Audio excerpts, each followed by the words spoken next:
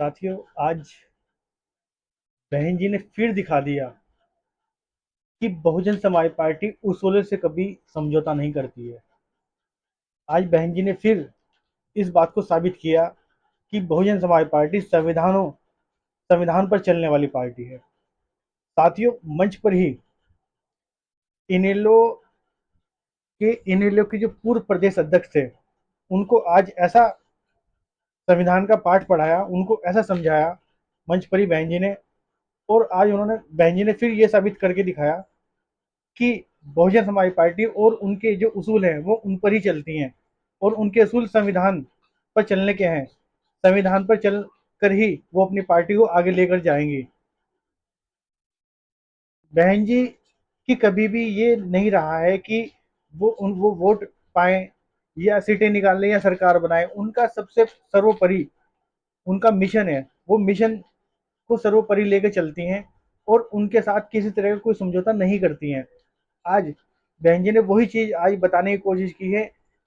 जब इनेलो के पूर्व प्रदेश अध्यक्ष जी जब हरिजन शब्द का वहां पर उपयोग कर रहे थे, तो बहन जी को वही बात उनको चुभी और उन्हें वही किस्सा याद आया जब 1977 में बहन जी ने हरिजन शब्द पर हरिजन शब्द पर जाति तोड़क मंडल की सभा में उन्होंने हरिजन शब्द पर बताया था कि हरिजन, हरि यानी हरि और जन यानी के लोग, अगर हम हरि के लोग हैं तो आप क्या शैतान के लोग हो। यही वह वाक्य है सब।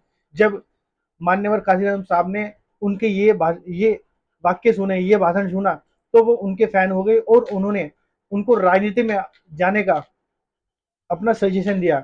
और बहन जी ने मान्यवर साहब की उस सजेशन को स्वीकार करके राजनीति में कदम रखा।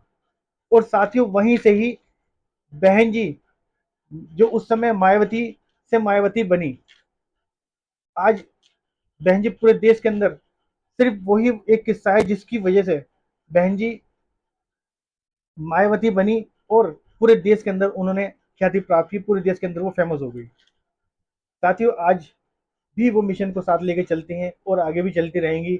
आज उन्होंने ये चीज दिखाया है कि किस तरह से बहुजन समाज पार्टी मिशन और अपने उसूलों पर चलने वाली पार्टी है, और ये किसी भी तरीके से किसी के साथ भी इस तरह का कोई समझौता नहीं करती है कि उसूलों से समझौता कभी नहीं करती बहुजन समाज पार्टी। आज उन्होंने वही चीज दर्शाने की कोशिश की है।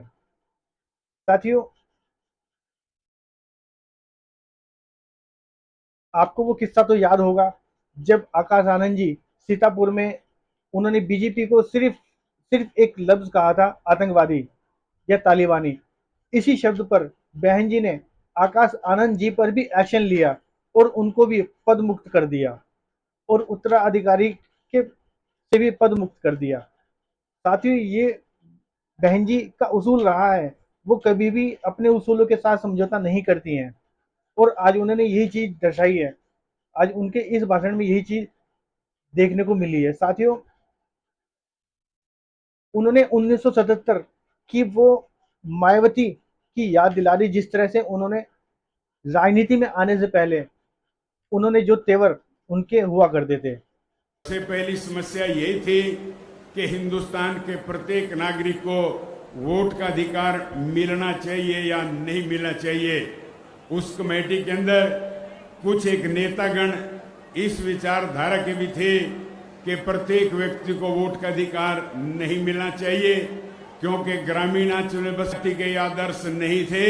वो इस हिंदुस्तान की जन जन के आदर्श थे, जन जन के नेता थे, जिन्होंने कानून बनाने का काम किया कि जब भी किसी हरिजन महिला को चमार की बेटी को बच्चा पैदा होगा, उसको जापे के अवसर पे 5100 रुपए खुराक के दिए जाएंगे। हिंदुस्तान के प्रत्येक प्रांत के अंदर, चाहे वहां किसी भी राजनीतिक माननीय सुप्रीम कोर्ट का दिया गया निर्णय, जिसमें कोर्ट ने SC व ST के आरक्षण में, मैं इधर SC ST क्यों बोल रही हूँ, शेड्यूल कास्ट और शेड्यूल ट्राइब्स, क्योंकि संविधान में जो दलित वर्ग के लोग हैं, तो संविधान में दलितों के लिए